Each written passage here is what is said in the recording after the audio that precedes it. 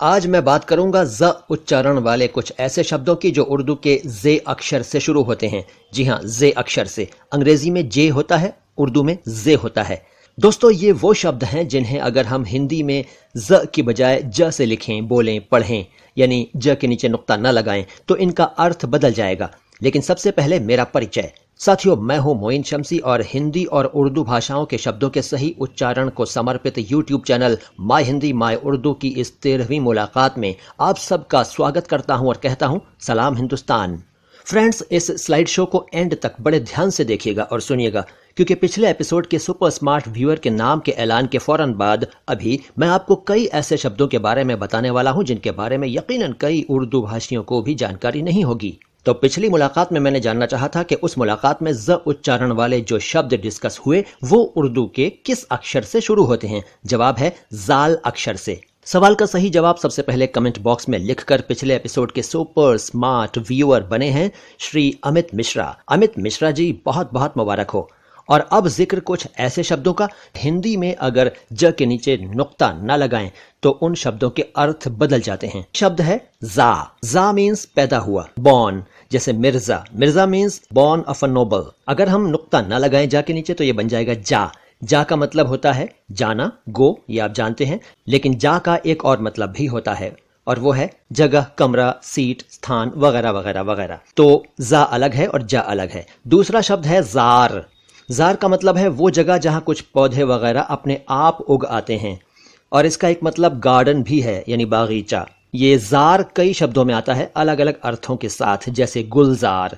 गुलजार का मतलब है अ गार्डन ऑफ रोजेज। और भी शब्द हैं। अगर जार को जार लिख दें तो वो बन जाएगा पड़ोसी।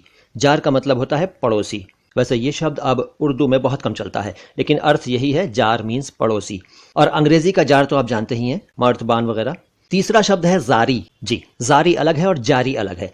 जारी का मतलब उर्दू में है रोना, क्राइंग, लेमेंटेशन, वेलिंग, ग्रोनिंग वगैरह। अगर जारी को जारी लिख देंगे तो वो कंटिन्यू, रनिंग, प्रोसीडिंग, करंट वगैरह बन जाएगा। तो जारी अलग है और जारी अलग है। चौथा शब्द है जाल। जाल अलग होता है, जाल मीन्स नेट, आप जानते हैं। और जाल का मतलब है, यानी जा के नीचे नुक्ता लगा दें तो जाल बनता है, और जाल का मतलब है बूढ़ा, सफेद बालों वाला।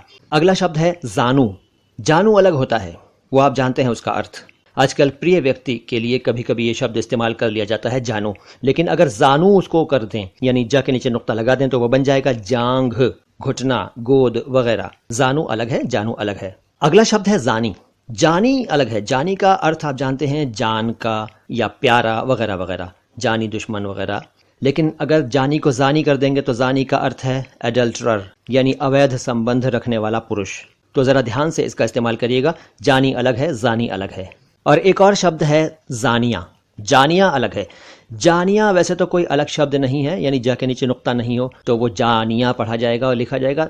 ये कोई अलग शब्द वैसे है नहीं, लेकिन जानी शब्द को जानिया बनाकर भी प्रयोग कर लेते हैं, जैसे दिलबर जानिया वगैरह वगैरह। लेकिन अगर जानिया को जानिया कर दिया आपने तो क्या गड़बड़ हो जाएगी, सुन लीजिए साहब।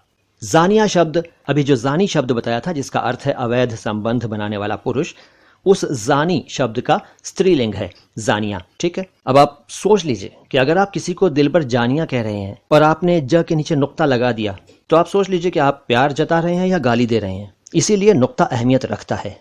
जानिया का शाब्दिक अर्थ हुआ अवैध संबंध बनाने वाली स्त्री। एक शब्द है जबान, यानी जीभ, भाषा, बोली वगैरह। अगर जबान में ज को जा कर दें, यानी नुक्ता हटा दें, और ब को व बना दें, तो ये बन जाएगा जवान। जवान का मतलब युवा, सैनिक वगैरह वगैरह। ठीक है, तो जबान अलग है, जवान अलग है। इसी से बना है जबानी और जवानी। जबानी मतलब ओरल, वर्बल, मौखिक वगैरह, और जवानी आप जानते ही हैं, यौवन, युवावस्था। तो जबानी अलग, जवानी अलग। एक शब्द है जबर।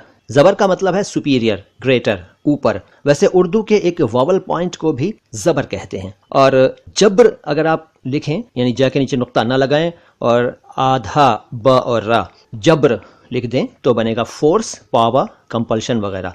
जबर अलग है, जब्र अलग है, तो नुक्तों का ध्यान रखना पड़ेगा। इस जब्र से बना है जबरन। जबरन का मतलब है बलपूर्वक या जबरदस्ती करके। कई लोग इसे जबरन कह देते हैं, जो कि ठीक नहीं है। जबरन है बलपूर्वक, जबरदस्ती। एक शब्द है जद। जद का मतलब है रेंज, चपेट वगैरह। और एक शब्द है जद्द। जद्द का मतलब है ग्रैंडफादर, पुरखा, पूर्वज, और भी इसके अर्थ हैं जैसे खुशी, समृद्धि वगैरह। तो जद अलग और जद्द अलग। एक शब्द है जर। जर का मतलब है सोना, चांदी, धन दौलत वगैरह। और एक शब्द है जर, यानी जा के नीचे नुक्ता नहीं, जर। हिंदी में एक प्रकार के बुखार को भी जर कहते हैं, और उसके अलावा जड़, जड़ना और जलना के लिए भी जर शब्द आता है। तो जर अलग हुआ, जर अलग हुआ। जिरह एक शब्द है।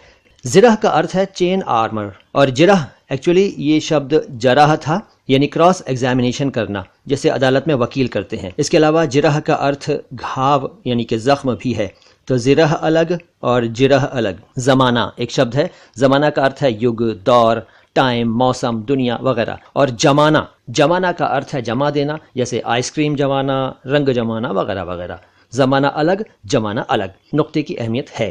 जन एक शब्द है। जन का मतलब उर्दू में होता है औरत, पत्नी, और अगर जोए से हो तो इसका अर्थ होता है जेलसी, रॉन्ग इंप्रेशन वगैरह। हिंदी में जन का अर्थ होता है जनता, पब्लिक।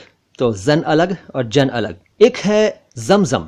अरब देश में मौजूद पवित्र कुएं का नाम है जमजम। एक शब्द है जमजम। जमजम, जमजम का अर्थ है हमेशा, ऑलवेज, कॉन्स्टेंटली। तो जमजम अलग है और जमजम अलग है। अगला शब्द है जंग। उसको ज्यादातर लोग जंग कहते हैं। ये जंग है, यानी ज के नीचे नुक्ता है। इसका अर्थ है रस्ट, जो लोहे पर लग जाती है, जंग। और जंग एक शब्द है, यानी कि युद्ध। तो जंग और जंग दोनों अलग अलग शब्द हैं। अगर हम इससे बनाएं जंग रोधक तो इसका अर्थ होगा रस्ट को रोकने वाला, यानी रस्ट लगने से रोकने वाला।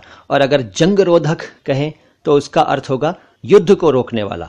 जंग रोधक अलग हुआ और जंग रोधक अलग हुआ। एक शब्द है जहर, यानी कि पॉइजन, विष। असल में ये शब्द जहर था, यानी आधा ह और र, लेकिन अब ये ज ह र, यानी जा के नीचे बिंदु, ह और र पूरा पूरा लिखा जाता है। तो जहर था और ये जहर अब चलता है। अगर नुक्ता हटा दें तो ये बन जाएगा जहर। जहर यानी ज, आधा ह और र, जहर। जहर का मतलब है उर्दू में ऊंची आवाज में बोलना। तो जहर अलग और जहर अलग। एक शब्द है जेब। जेब का अर्थ है गहना, सौंदर्य, शोभा वगैरह। और जो हमारी पॉकेट होती है उसे हम जेब कहते हैं। तो जेब अलग और जेब अलग। एक शब्द है जैन। जैन का अर्थ उर्दू में है ऑर्नामेंट और सुंदरता और ग्रेस, ऑनर वगैरह। और जैन जैसा कि आप जानते ही हैं एक सरनेम होता है। वैसे हिंदी का जैन शब्द जो है वो जिन शब्द से बना है। बहरहाल जैन अलग है और जैन अलग है। एक शब्द है जीना, यानी लैडर, सीढ़ी, स्टेप्स, स्टेयर्स, स्टेयरकेस वगैरह। जीना था ये शब्द, लेकिन अब ये जीना चलता है, यानी ज के नीचे नुक्ता है। और अगर इस नुक्ते को हटा देंगे तो ये बनेगा जीना। जीना का मतलब जिंदगी गुजारना। तो जीना अलग और जीना अलग। एक शब्द है जनाना, यानी औरतों जैसी प्रकृति वाला। और एक शब्द है जनाना। जनाना का अर्थ है बच्चे को जन्म दे रही स्त्री की सहायता करना। ठीक, जनाना कुछ और शब्द है और जनाना कुछ और शब्द है, यानी नुक्ते की अहमियत यहाँ भी है। और अब स्क्रीन पर देखिए इस मुलाकात का सवाल, और इस सवाल का सही जवाब सबसे पहले कमेंट बॉक्स में लिखकर बन जाइए इस एपिसोड के सुपर स्मार्ट व्यूअर। दोस्तों, अगर आपको आज कुछ नई जानकारी इस स्लाइड शो के जरिए मिली हो तो प्लीज इस स्लाइड शो को सभी ग्रुप्स में शेयर करके ज्ञान की इस ज्योति के प्रकाश को, यानी इल्म की इस शम्मा की रोशनी को दूर दूर तक फैला दीजिए। अगली मुलाकात में लेकर आऊंगा कुछ और मजेदार जानकारी। तब तक के लिए सलाम हिंदुस्तान।